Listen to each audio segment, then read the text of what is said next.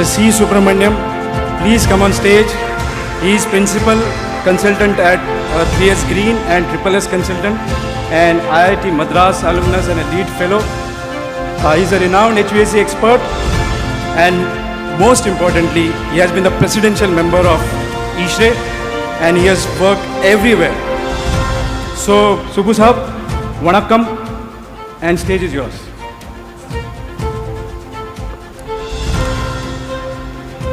Good afternoon, everyone.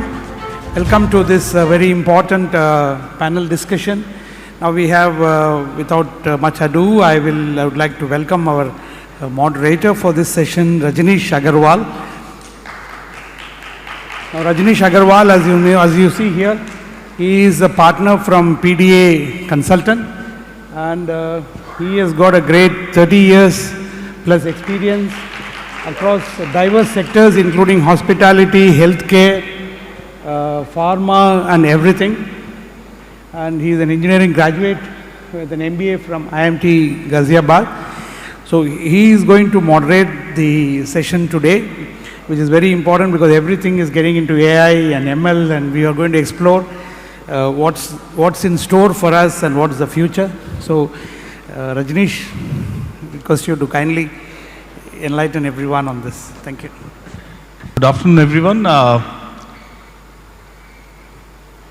This is a pleasure for me to have this important session in this important conclave. Just for the timekeeper, we are starting at 3 o'clock, about 25 minutes late. So we'll try to see that we try to help, but then please compensate whatever time is given less to us as much. But so I'd like to first invite on the stage Mr. Srinivas Valluri. Mr. Srinivas Valluri is himself a brand when it comes to MEP. He has been the past president of FSCI and many other associations like the Electrical Association. His biodata is on the screen. I would not like to take much more time, except saying that he's one of our leaders in the industry, Amit Deshmukh. Amit is here. Amit represents Bureau Happold, an international MEP consultancy firm, really doing some very important projects in the country. Mr. Harun Siddiqui, a very, very lovable MEP personality. Whenever I meet him, I feel so happy. The happiness quotient goes up. Very nice human being and very adept technical personality. Welcome, Mr. Siddiqui. Arjun P. Gupta, Smart Jules. A very smart personality, I would say. Arjun is trying to do something different in the industry, which we'll learn in the duration of this panel discussion. Mr. Raj Sarvana, Senior Area Director, Marriott. Please, sir. So he has a background of overseas of Marriott Southeast Asia operations, experiencing smart hospitality infrastructure. Mr. Nilesh Shinde, one of our good friends in the industry. He is the group CTO and head of projects for Jupiter Hospitals. Mr. Rajat Kapoor, Director of Lauritz Knudsen. He heads the product strategy and innovation in electrical automation. Welcome, Rajat. So, Srinivas, sir, just before this session, somebody said कि हमारा जो BMS का full form है, we might forget BMS and it might change. So has it, been perceived as a building mismanagement system till now? So, I started my career in 1994 when, first assignment out of the college was given to me was to introduce satchel automation in India. I was very, very excited that this will change the world. But you have been involved with designing of MEP systems, not only electrical but all systems. What do you think, to start the discussion, what went wrong? Why BMS has still not been seen as a 100% success? And what do you think is the future ahead for this? Yeah, thank you, Rajneesh. Good afternoon, everybody. I think the tone for this was already said by Mr. Arjun in the morning. I think there was no doubt in that. The misuse, I don't know, I mean, mismanagement is one thing, whatever you said. I think to some extent it may be right. Because most of the traditional BMS systems, we don't know what they're doing, to be frank with you. Because most of the cases, we see all dumb, dull work spreadsheets, you know. What is to be done beyond that is never discussed. It all depends on the knowledge and efficiency of the person who is working on that. Unfortunately, we do not have much trained manpower in many of these areas. So basically, the BMS, if you look at it, or any kind of automation, we would like to look at basically getting data, analysis, and then probably some side of decision making, a good decision, intelligent decision making, and reporting. But unfortunately, in that decision making is not happening exactly as it is required to be done. And definitely interoperability, building management system means all these years it is perceived as only for the air conditioning control system, not for any of the other systems. But we may have to look at as an integrated building management system, which should look at interoperability with a lot of other systems, like electrical, plumbing, and fire safety, I would say. So when you have to do so many interconnected systems, it is not easy to depend on only simple Excel sheets. There has to be good intelligence to be built into that. So this is what I would like to say, but maybe probably we can discuss further about AI and ML, because one issue what we are all looking at, basically using the AI ML, is for the interoperability and then learning. See, the machine learning with so many sensors and adaptation of that data, and continuous learning and adaptation is what is required, and which is very, very difficult, humanly impossible if we have to do on our own. So that is the first issue. And second thing is interoperability with a lot of other systems. For example, I would say if I want to integrate other fire systems, where there is a staircase which is not ready for usage in case of emergency, how do we can have a proper optimized evacuation system with a dynamic or intelligent exit signages and public address systems. So these things also could be integrated definitely as a part of building management, but this all has to go together. So that is what is completely missing in the present building management systems. So we may have to definitely look at the AI and ML and then manpower. Today, you may be knowing, Mr. Rajneesh knows how to operate the system, how to take care of the control, but Rajneesh or Subbu will not be there at every project site. So how one Rajneesh can create 1,000 systems operated with the same intelligence is one thing which we need to see. I think this is what I look at it. Thank you. Thank you. So, I think, sir, another angle which I personally have felt is that when we talk of a large aircraft, we have some 25,000 sensors monitoring each and every parameter 24/7, and we ensure that there are no accidents happening. So each and every parameter is recorded and automated. Because the buildings do not fly and people do not die by mismanagement of the building system, probably we have not bothered so much as we have done for an aircraft. So I would like to say one thing here, only one thing. Singapore, you know that they call it as a new water. Basically, they treat even, they don't have any water source on their own. Yes. So they have to catch up, with the complete storm water, and then recycled sewage is what is combined and given as a new water. Every day they monitor 300 parameters of water quality. Do you think, it is possible without any kind of intelligence and automation, they can monitor and control those parameters regularly on a day-to-day basis, which is very, very difficult to do. As you rightly said, of course, aircraft is one, definitely it's a top-end benchmark. But here, even normal courses, today we may have to look at these kind of things. We are also using this kind of water and so many other systems in our projects. So how do we get better quality of life? And how to get better safety besides energy conservation and achieving net zero is of course the bottom line. There is no doubt in that. Thank you. So Amit, given your experience of designing very large MEP services, how do you see that AI and ML can help you or is helping you to design better MEP services? So I think earlier of the starting of this talk, I think Sagar was mentioning about BMS, whether it will be there or not, and you are asking the same question. So it is, see, whether it's a BMS, AI, or all these systems, right? So we are relying on this system to give us the real-time data and requirements. So if I really talk about how they are helping us in terms of futuristic design, is the data collection, what we are getting out of it is really making us aware in terms of efficient design. That's first thing. So these systems are in a way helping us to make our super efficient, I will say. Of course, there are challenges in terms of local market or India that we have to have a CoOL perspective design also, irrespective of database. But I'm sure the time will come where we will challenge, once we have a sufficient data to challenge certain, I will say, old myths or the codes and standard, right? And it will evolve, but for that we need to have that rich database ready, and that is what is helping us. Second is, in terms of real design,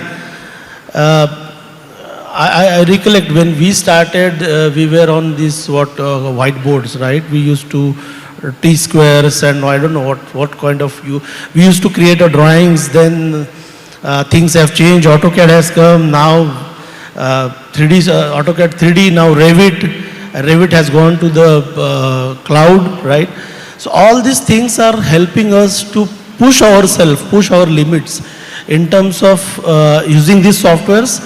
The advantage of these softwares that these softwares are so open that you can actually club a lot of parametric tools. I will not take names here, because there are many tools which most of you are aware, and these tools can write a script for so many things where either it may be a complex or a repetitive task, which actually reduces the time and increases the accuracy. So time and accuracy is the main challenge in all design firm, right?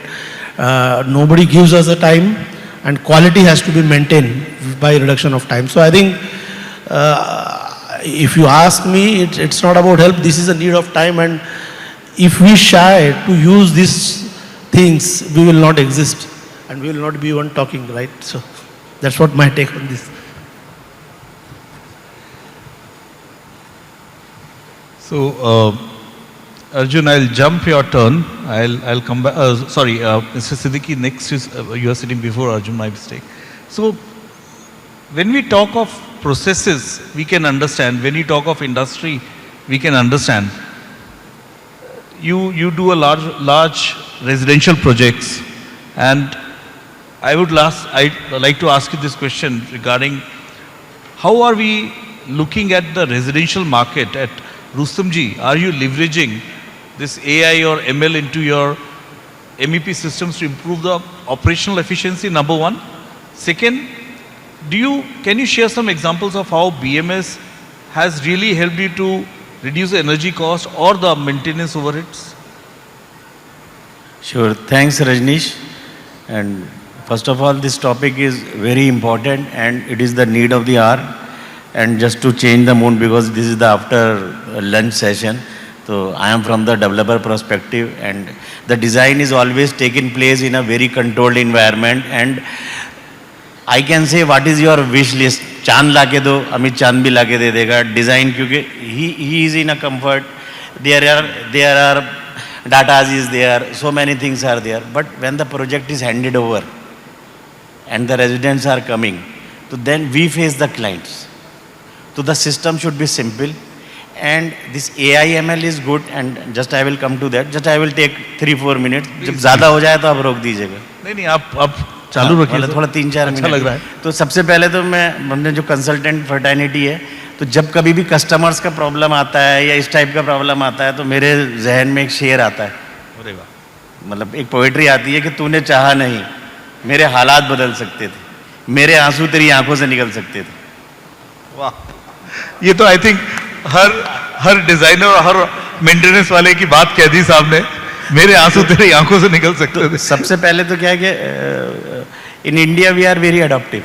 जी पहले online कोई order नहीं करता था, लोग बोलते थे कि brick आ जाएगी, ये किया, सीओडी लोग करते थे, most of the people were using COD, check करके फिर देंगे, but nowadays everything is online and we are adopting.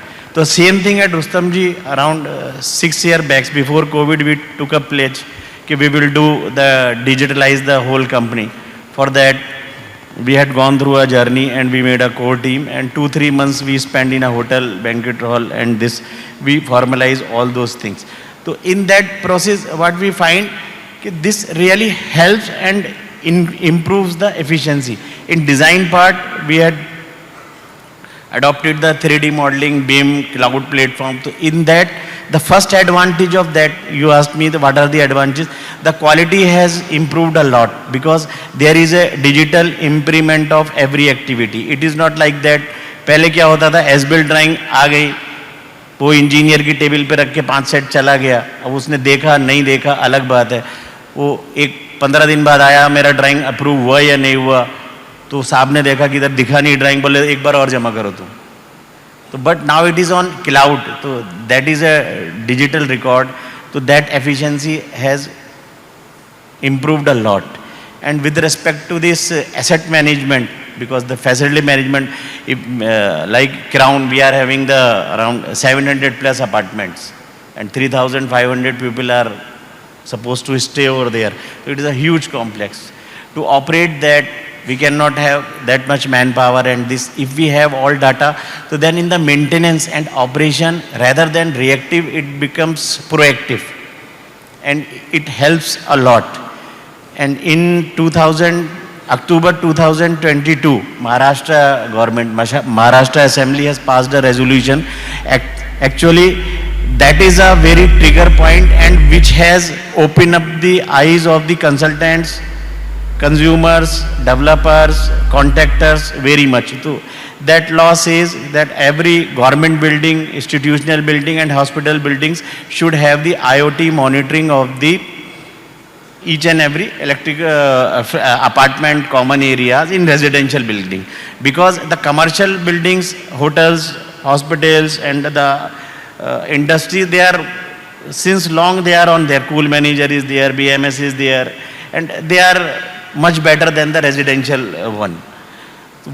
With that circular, Mumbai CFO adopted their circular for all the apartments. So then it triggered what to do. So in that, I had done a little bit hard work on that, and with the help of IIT Mumbai, so there was a startup, some devices are developed. Those devices are so good. As per IS 7032, we have to monitor the 22 parameters. Out of 22 parameters, that assembly adopted only 14 points, which covers largely the arcing, overload, heat mapping, earth leakage, all those parameters is meant. So as a pilot project, I had put those IoT devices in our one of the remote area, some farmhouse bungalows. I had put that.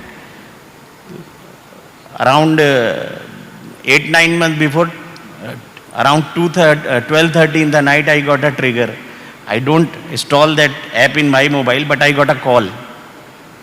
Who has developed this? There is some system, it is showing a spike. This overload current is happening. So can you ask somebody to check? So then I called over there the caretaker, and then he told वो जो pump का जो MCB था वो मतलब जल गया था.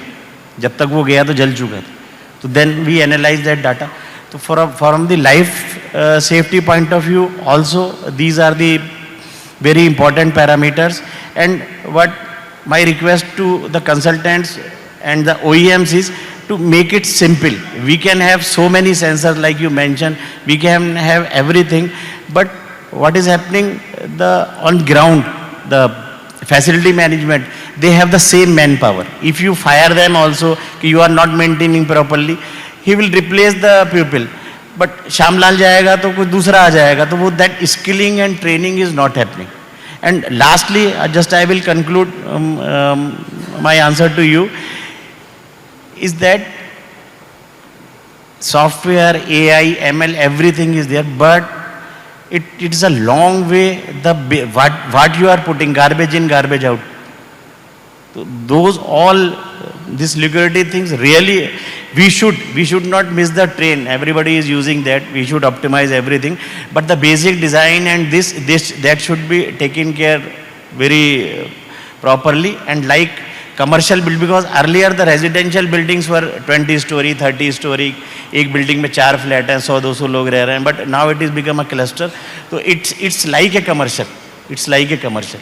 So lot need to do by the fraternity, and we have to implement. Just give us the good products. We are developers. We are always open to implement the good things. Like IODs, most of the developers now implementing, and maybe in next 2-3 years you will see those datas, and this will be very common. So they will be put on a yardstick, you say. And like Harun sir said, AI it's very important that what you are putting in and what are you getting out, and what is the code you have written on that. So I just remember, there was a small joke, I'll make it, useful for people to wake up after the slumber. When you buy a ceiling fan on Amazon, the next day you start getting ads for rope and chair, because it thinks that now that you bought a ceiling fan, you might be thinking of committing a suicide. So rassi or kursi bhi bech do inko. So AI is something which has to be, very reasonably appreciated and used in conjunction with NI. So NI is natural intelligence which comes with the experience, and that's what makes you write the codes properly.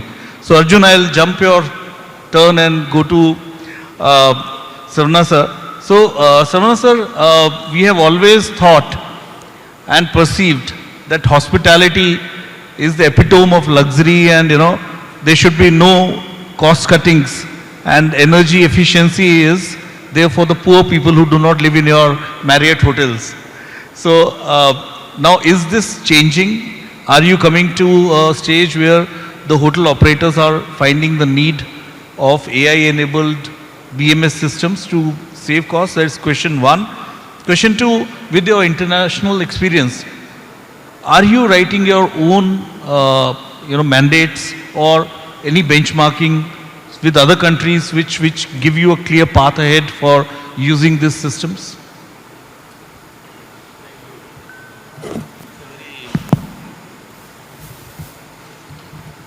Thank you. It's a very important question in my opinion.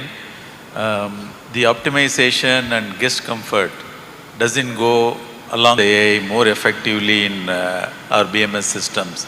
I'm telling this from an end user point of view as an hotel operator.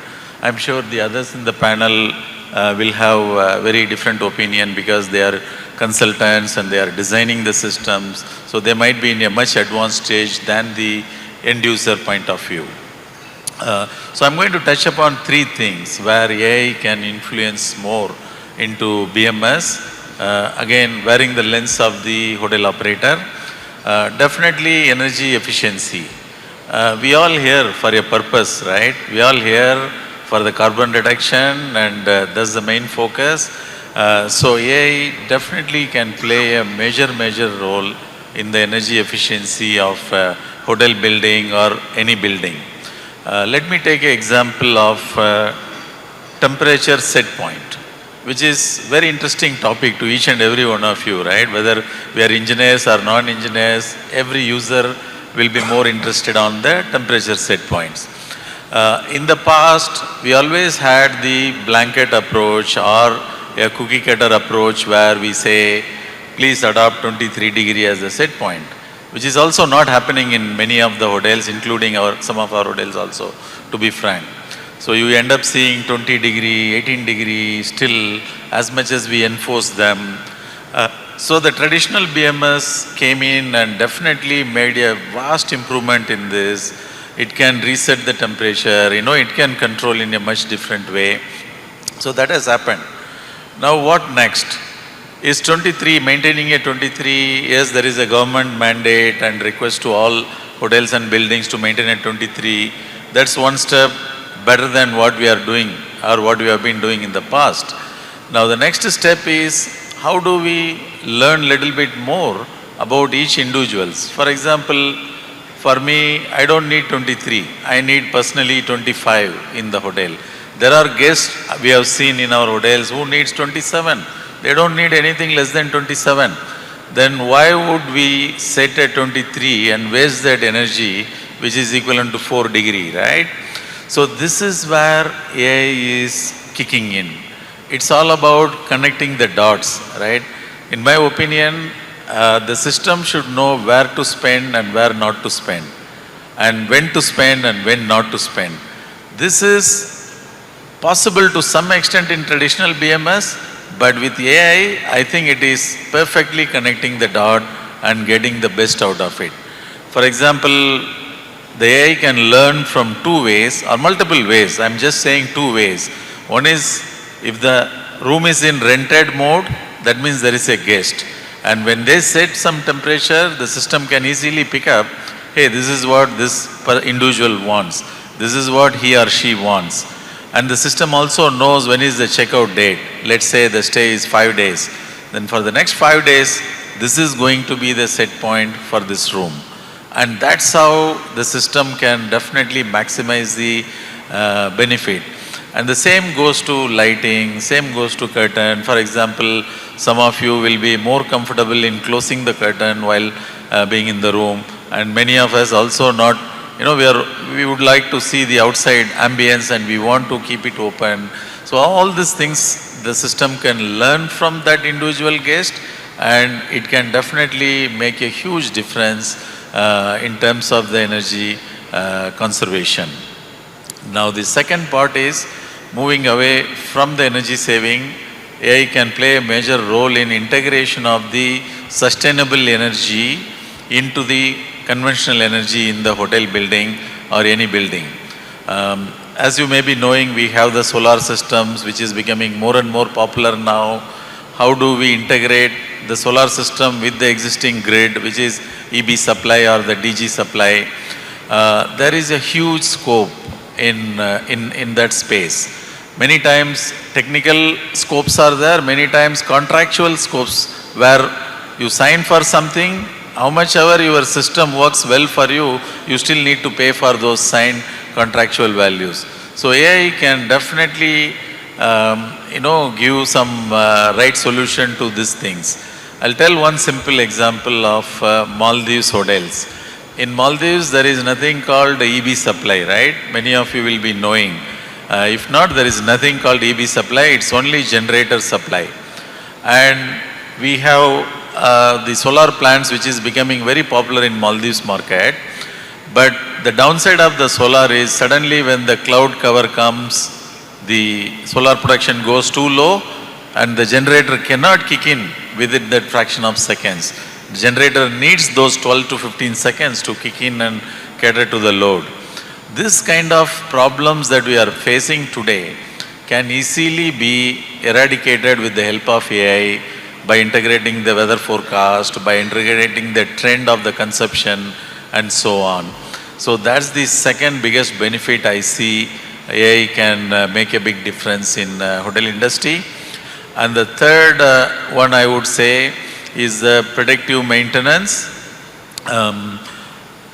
Preventive maintenance to predictive maintenance shift has happened many years back. It's not something new. It has happened 2-3 decades back itself. But I'm in the industry for last 33 years as a maintenance engineer. Have I ever seen a complete predictive maintenance system in my roles wherever I work? I would say no. There is a huge scope for the technology to take over and make the predictive maintenance even more fruitful. At the moment, our adoption level may be 4 out of 10 in a scale, in my personal opinion. But there is a huge scope available. The early studies are telling the breakdowns can come down by 70%. If there are 10 breakdowns now, it can come down as low as 3 breakdowns by adopting AI. And also the maintenance cost can come down by 25 to 30% is what the early studies are telling. So these are all the 3 places where I see as an end user in hotel industry, the AI can make a big influence. Thank you, sir. I think very valuable points he touched, that, you know, the gas usage pattern can be recorded, and uniformity of guest experience is also ensured, and the optimum. Sure, sir. भूल जाऊंगा मेरे, नहीं, please, क्योंकि these forums are give opportunity. तो जैसे मैंने बोला, जो हमारे जो real requirement है, what the real requirement as a developer we face, तो these are the platform we can put with our learned friends, तो वो लोग देख सकते हैं. तो in the same way जो इन्होंने बताया कि guest का क्या pattern है, ये सब करना है. तो I had started on 2-3 projects. This we are doing as a pilot project for 3-4 our good projects, and affordable and premium range. What is happening? Just I will bring the sustainability also. Any panel discussion without mentioning sustainability, green building, क्योंकि CoOL Conclave ने बुलाया भी है, तो वो तो बात करना बहुत ज़रूरी है AI के साथ साथ में. So that sustainability also.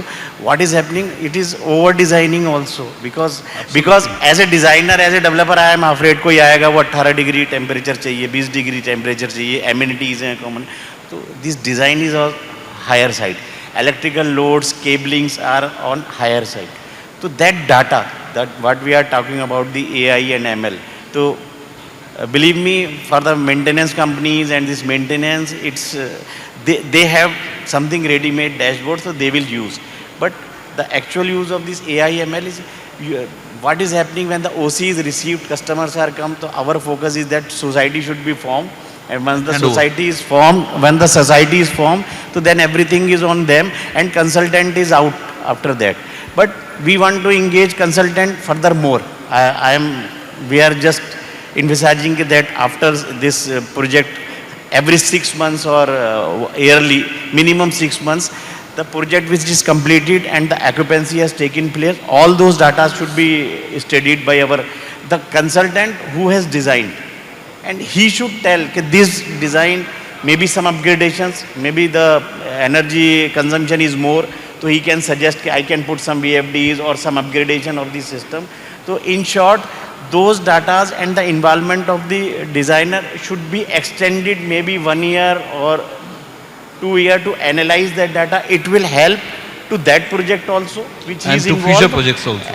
It will help to the project which he was responsible and involved, and it will help for the next projects also. So that one thing I request my friends to please consider this, and when we try to implement it, don't resist it, hum kaam nahi karenge. I think another very valuable point in this discussion has come out is that the usage patterns should guide us for the future designs. I personally have always been thinking that the National Building Code says that a hotel occupant should be given 320 liters of water every day versus 170 liters of water for a household usage. I've always wondered why. I mean, all of us stay in hotels. We don't take a bath twice or thrice just because we are in a hotel. I mean, we are all under pressure, time pressure. We are running to catch a flight, to attend a business meeting. So the usage pattern may actually give you a very different story, that you may not be requiring 170 also. And while designing, we are estimating our requirements of tanks, pumping systems, STPs, everything. So I think, yeah, please. Yeah, Mr. Rajneesh, you're absolutely right. And whatever Siddiqui Saab was talking about, when we have checked some data of some commercial and residential buildings, the consumptions are very, very low. Actually, any commercial building, we have not seen more than 20 liters per head. But NBC says 45 liters per head. And then residential buildings, we have seen irrespective of, I mean, on an average what we are talking about. And what we have seen is not more than 550 to 600 liters for a 3-bedroom apartment with a large complex, what I am talking about. Whereas the systems are designed, I'll tell you, our codes were designed based on the data collected by Dr. Roy Hunter in 1940. It is developed in 1940, and today we are following the same code. There is absolutely either ISHRAE or ISHRAE, they have formed some committees, but unfortunately nothing was done. In one of the projects, let me tell you, even if I design or anybody else designs, it requires around 190 cubic meter per hour pumping. But practically, when we have put up our water analyzer, ultrasonic meter, which we generally do in all the projects, as Dikisa was telling. We have a habit of collecting data. For last 20 years, I have data. And then that shows peak demand is not more than 70 cubic meter per hour. So if I am able to bring it down to 70 cubic meter per hour, just look at, the kind of savings in the initial cost itself for the developer, and then piping costs, and then energy costs.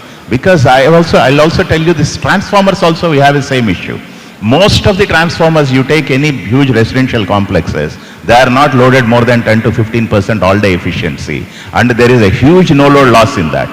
And we have been trying to bring it down. Only problem is, since we do not have any proper diversity factors specified by any of the codes.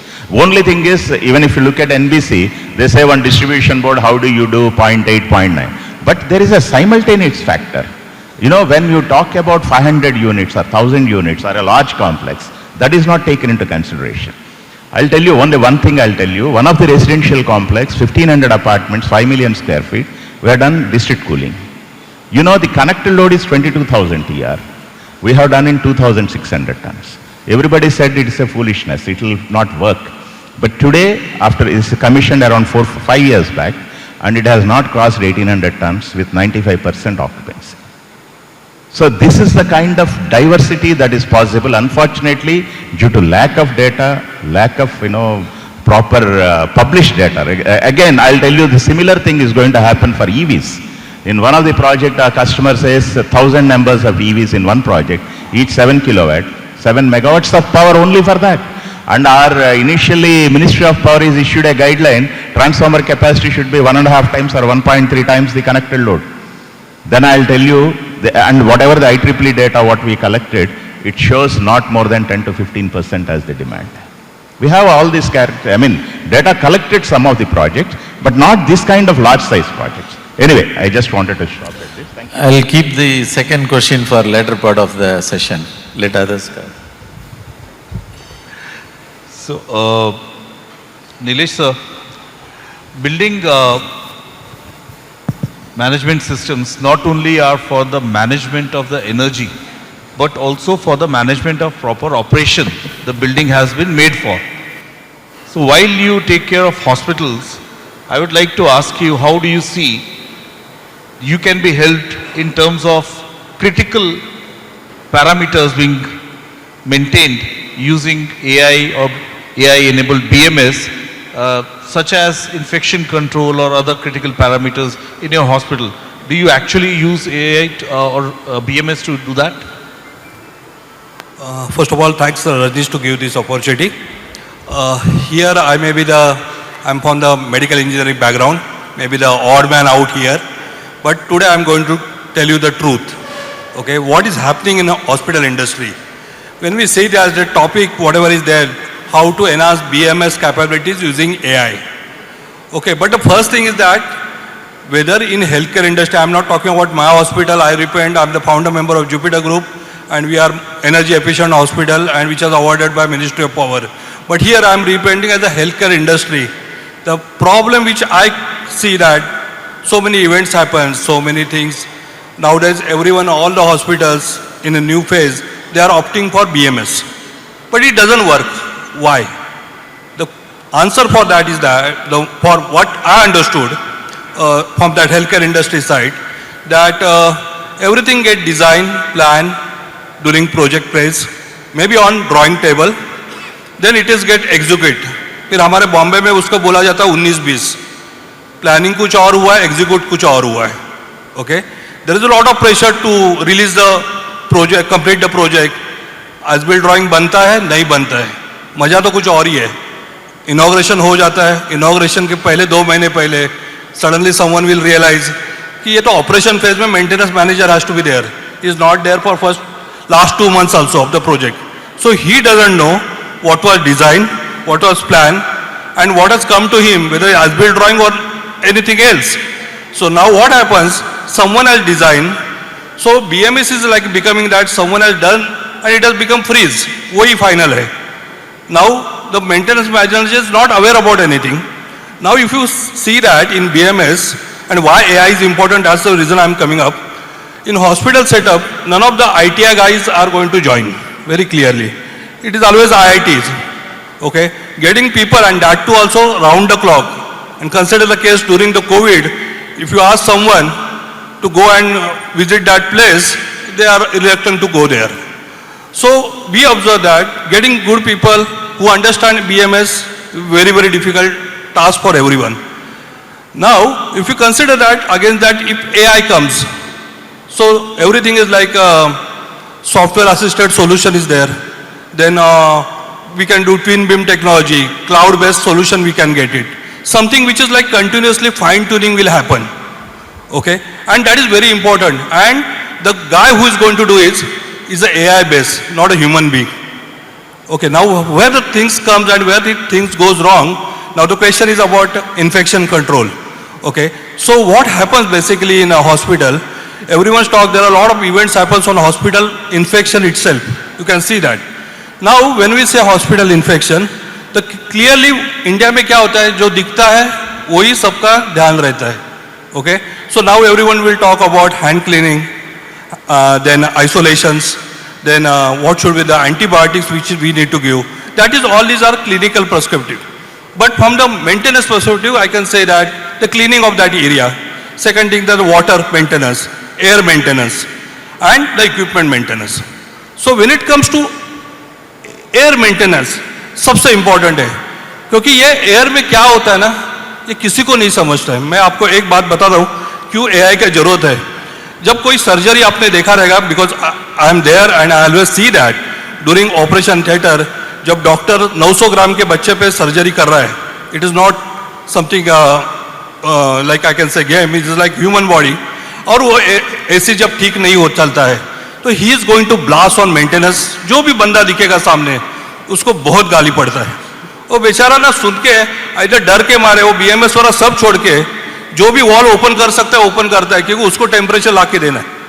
Okay, now where the problem, because that is his psyche, because उधर 900 ग्राम का बच्चा है, वो surgery नहीं हो रहा है, doctor will say that I will not operate. This is lot of pressure. ये कोई मैकेनिकल थिंग नहीं है. इसके लिए why it is getting fail, the reason is that वो बंदा शायद नेक्स्ट डे आएगा भी नहीं काम के लिए, कि इतना प्रेशर आता है उसको कि मैंने क्या किया, बच्चे का क्या हो सकता है. सो ये सब इसमें ही will do some changes, he will go back. He will not say also what are changes he has done in the system. With AI, yes, we can predict you that something has gone wrong, because when AI will compute that O area ka, O HU ka, what was control sequence, what was the sequence which was there, what was the logic which was considered, what is energy bill is coming, it will check automatically and will able to tell that this is the problem. If you see that people are talking about BMS, but what happens that in AHU of the OT, there are like pre-filter, fine filter and HEPA filter. We are not able to still get an idea that this filter, HEPA filter, with AI it is possible, I believe so, that beforehand only I will come to know that HEPA filter is going to go wrong. Why to create a scene when consultant is doing surgery and things are not happening? Because as per the AD norms, we have to do HEPA filter cleaning or maybe a third party validation once in a 6 months. You understand that? 6 months, and then thing can go wrong, anything in between. But with AI, we can able to predict that.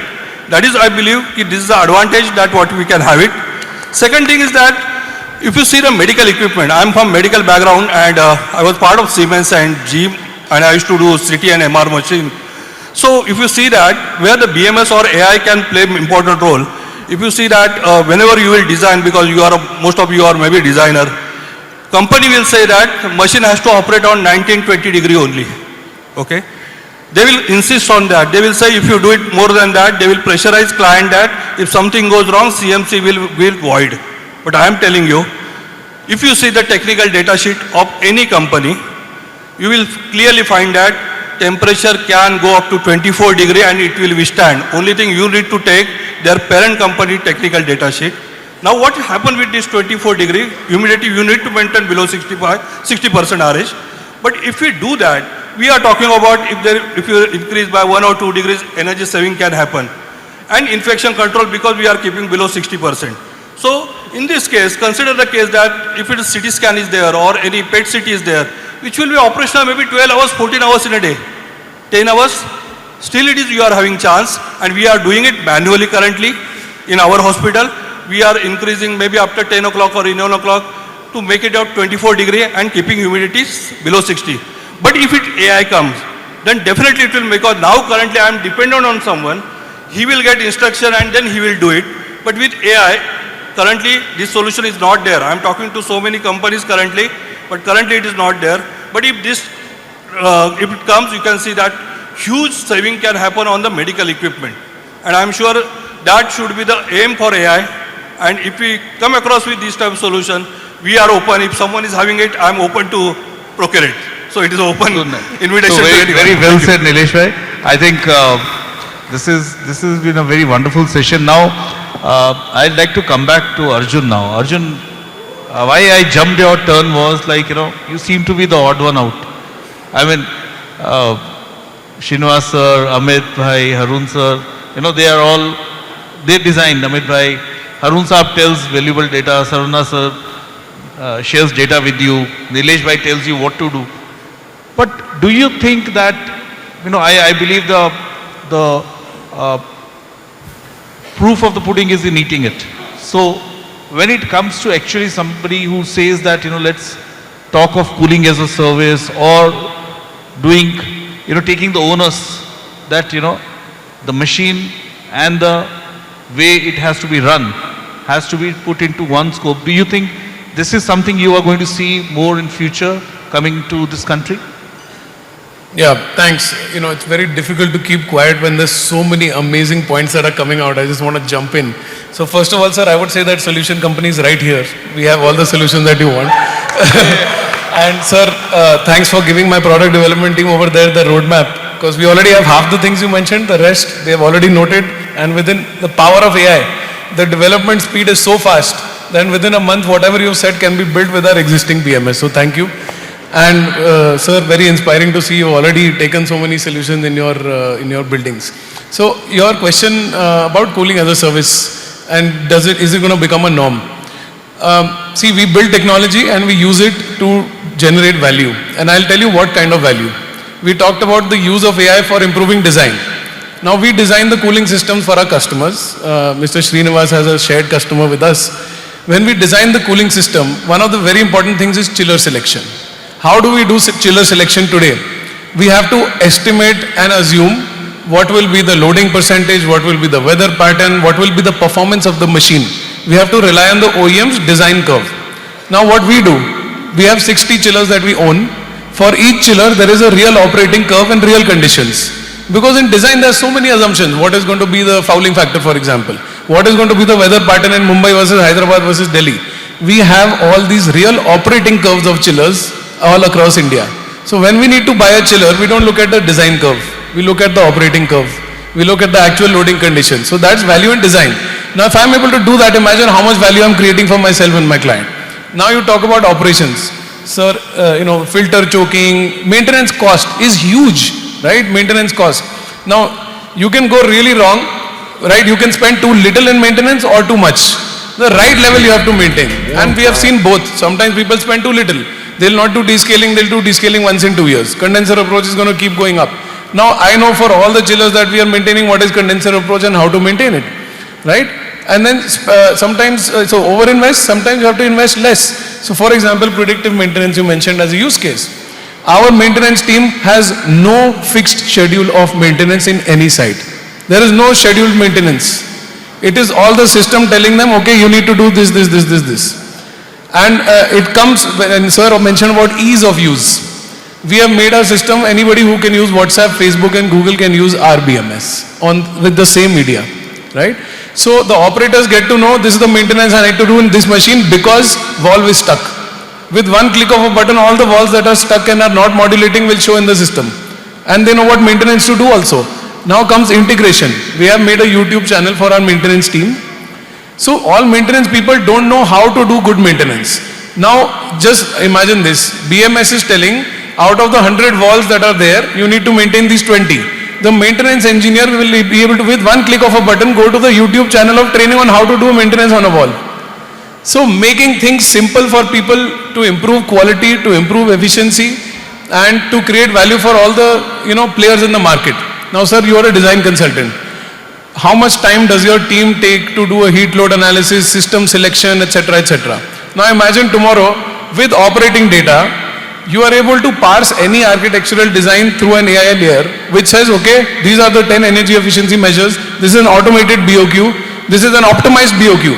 And you are simply able to play. Yeah, my threshold is 3 years payback, give me all the energy efficiency measures I can do. With one click of a button, it will happen.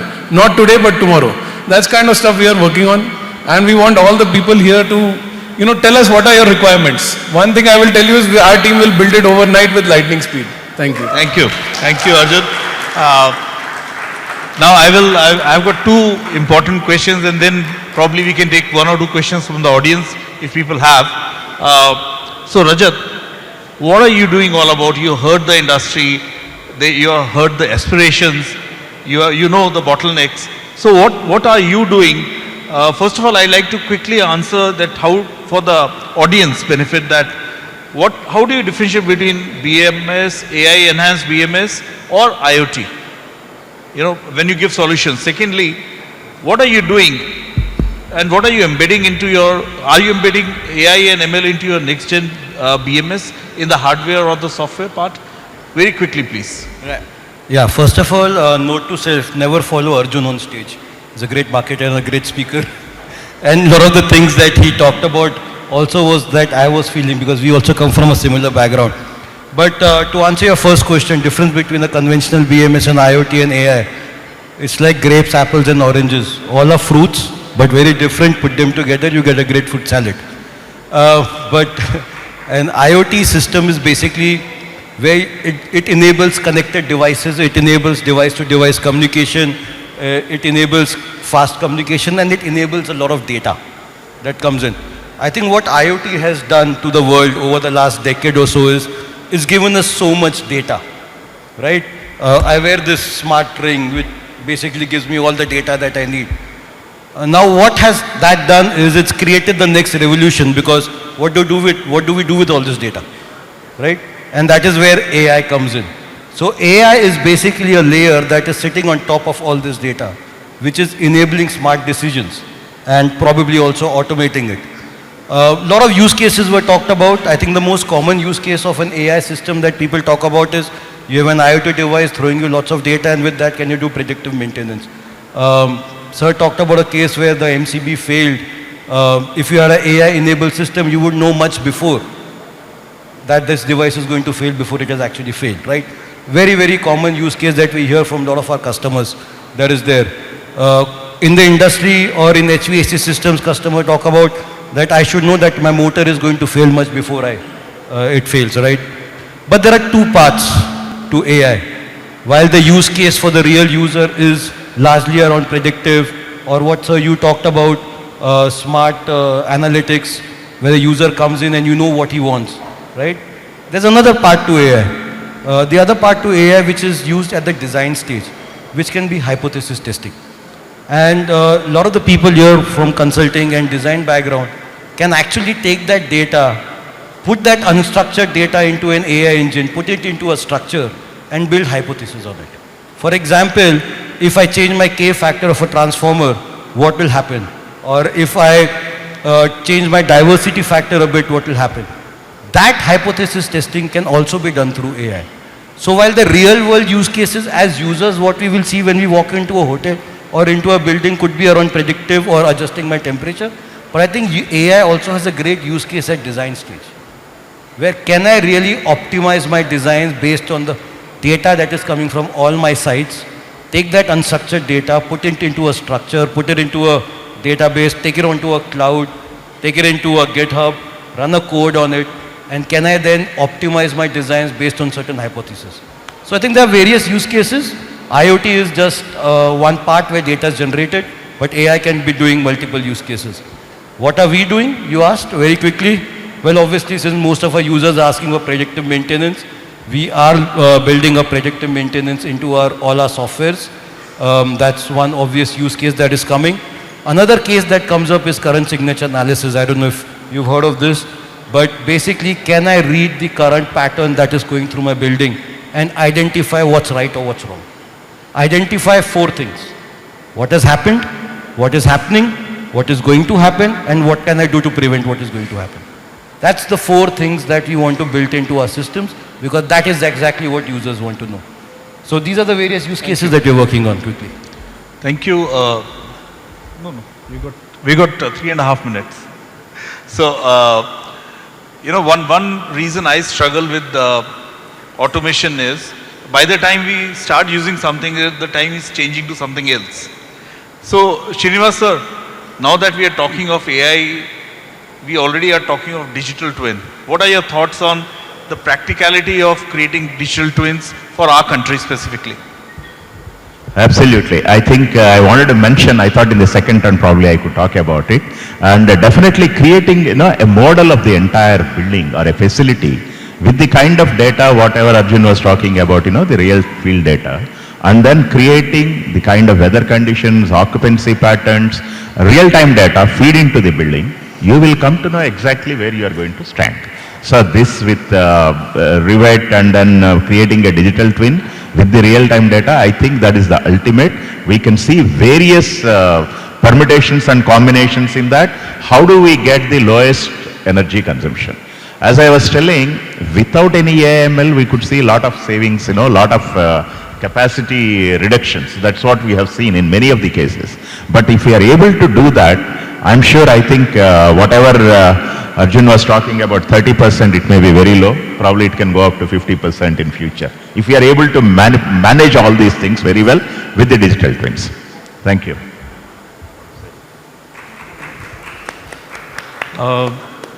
Sorry? So, Subbu sir has given me permission to ask the audience if they have any questions. One question, and maybe we can request him for one more later. The first hand. Rakesh, come.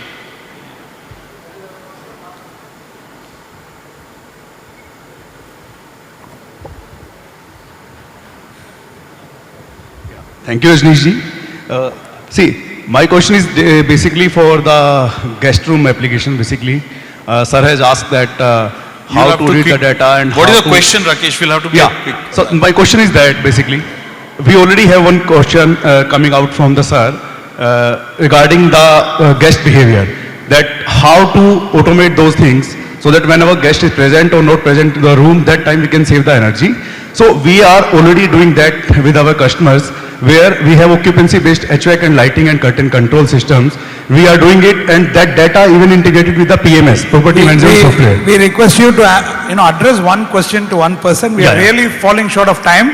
Don't give your comments, just a question. Sure. So my question is that, sir, what exactly you are looking for in terms of your AI data, which data you need basically, so that we can help you further to take the behavior pattern of the guest which is coming into your facility and to take it forward. So what type of integration and data you require so that we can work accordingly?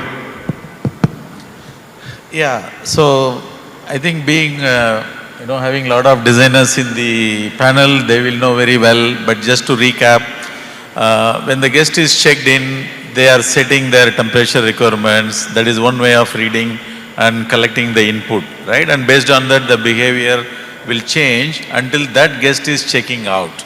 So that is the data collection from the field on the spot. The second way of doing the data collection is in Marriott, we have a guest preference platform. That's a back end. So for majority of the guests, they will declare. This is my preference, I do this, I need this, I eat this is my temperature. So from that also the information will flow into the control mechanism. So that is something our headquarters is working on as we speak now, and how to integrate those predetermined values, and we can control the equipments when that particular guest is in the room. How can we change that? So that's how it is. Sir, we are already doing it in Middle East and USA with your Marriott group only, and I can just personally talk to you for the same, sir. Yeah, sure. So thank you. I think there's one gentleman who is raising his hand. I'll just take in Subbu sir's permission. This will be the last, and then we can interact after this.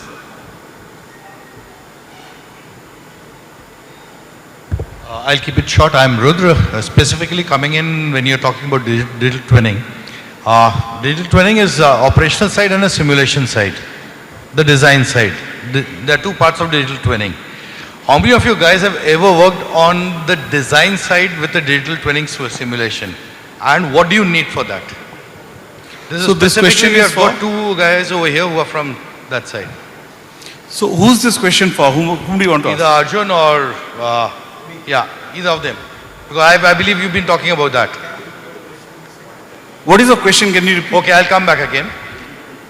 When you talk of simulation, simulations are digital twinning. With simulation, you're talking about either on the operative side or on the design side. When you are typically looking on the design side, on the simulation side, a single platform data convergence, how is it that done? Because your data is a multiple point coming in. The conversion has to come to single point.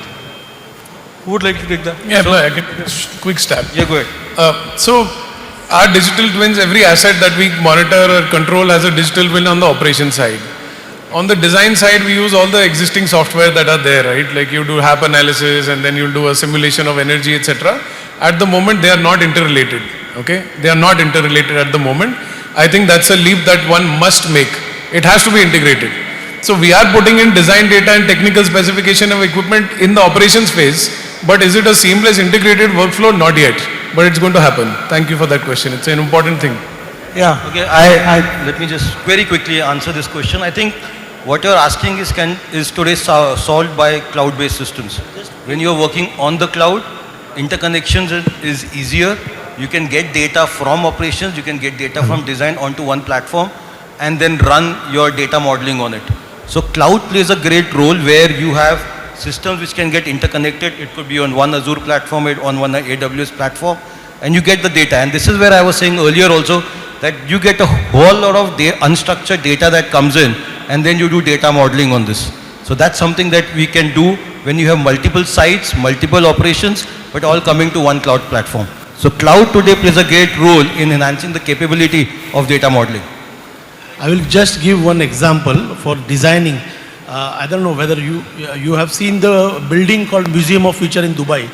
If you have not, just Google it out, and I can tell you that will give you answer that such buildings cannot be designed without application of AI. That's all. I think excellent panel, questions and panelists and the moderator. Please give a big hand to all of them. I think we have gained a lot of insight. And this group, let me tell you, it's got a great mix of owners. We have got great owners from hospitality, from healthcare, and from design and residential buildings. Then we have consultants, we have manufacturers. So it has been a great discussion. And I think quick summary, I think what we have is, we understand that thermodynamics and fluid mechanics will not change for life. But then what we have to do is with AI and ML, I think we have to go underneath that. We have to possibly, so there is a, light at the end of the tunnel. So AI and MS they are the future AI and ML. So they are going to provide solution. And what I feel is there are various stakeholders. You have owner, you have FMs, service personnel, tenant, occupants and energy managers. The different data you have to give it to each one of them. Each one of their expectation is different actually. So I think that we need to address them. And the AI and ML which is at a very high level, that can possibly work at the background. But possibly, the technicians and operators, they will not be able to understand because the skill levels to even operate the current BMS system is not there with those people. That's what we understand from all the panelists. I think with that skill level set, you can't help them to do AI and ML. That has to be taken over by somebody else, by the cloud and by the OEMs. And I think we have the garbage in, garbage out is very, very important. Now AI is also, I think somebody has to program, somebody has to understand. So it's not so easy. So some intelligence has to write that. So we have to find out that. And here I would like to say that, for example, in hospitals there is a dozy bed, which is, you don't find nurses coming and taking blood pressures and oxygen values and pulse levels. There is a thing lying at the end of the bed and then it senses the micro vibrations and then it generates. I think the days are not far off when our system. And what we understand from Smart Joules is, I think what we can do, I think the AI should be able to generate the rate at which the efficiency of the chiller kilowatt per ton is going to go down, actual value. When we can produce that kind of data to the owner, then they will feel the power of AI. See, the AI and ML, we can't keep on saying cloud will do. This is what we hear. It should provide some tangible, intelligent data in front of the owners. If something can give, what is the rate at which kilowatt per ton is going every 6 months or every 5 months, if you don't do maintenance, from the AI and ML. So useful data. So it has been a great discussion. Thank you all so much. Thanks, Rajneesh. Wonderful. He has given us, so many nice pointers and questions and insights which through from here. Thank you so much. Thank you, sir. Thank you, everyone. Now we can, Sagar, you can take it. So, thank you, Subbu Saab and the entire team. Subbu Saab, I would first request you to felicitate our soft-spoken, but someone with very clear clarity of thoughts, Rajneesh Saab. Can you felicitate him?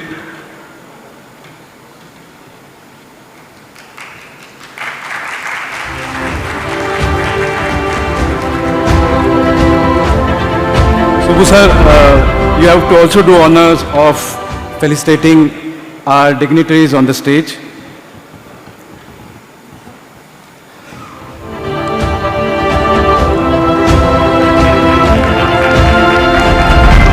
Mr. Srinivas sir, Mr. Amit Deshmukh,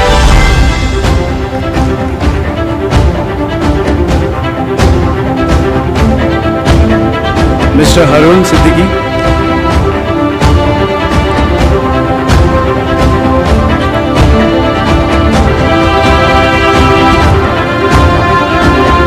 Mr. Arjun Gupta,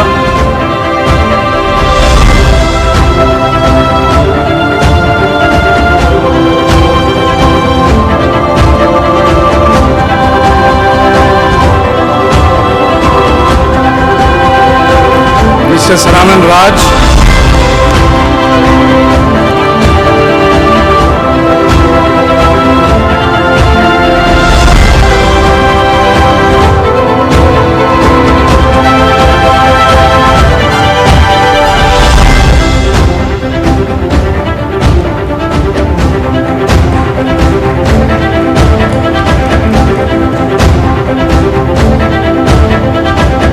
Mr. Nilesh Shinde,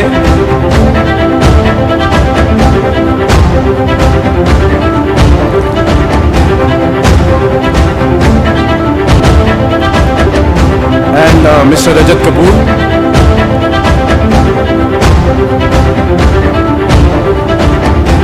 and to felicitate Subbu Saab, I would request Society Program Chair Mr. Manish Gulalkari to come on stage. Big round of applause.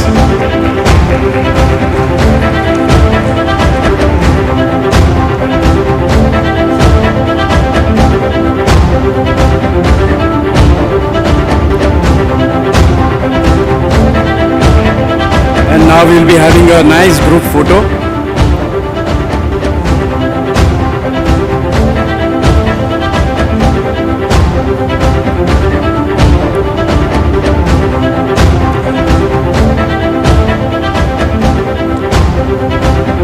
Arun साहब, आपने एक शायरी कही थी.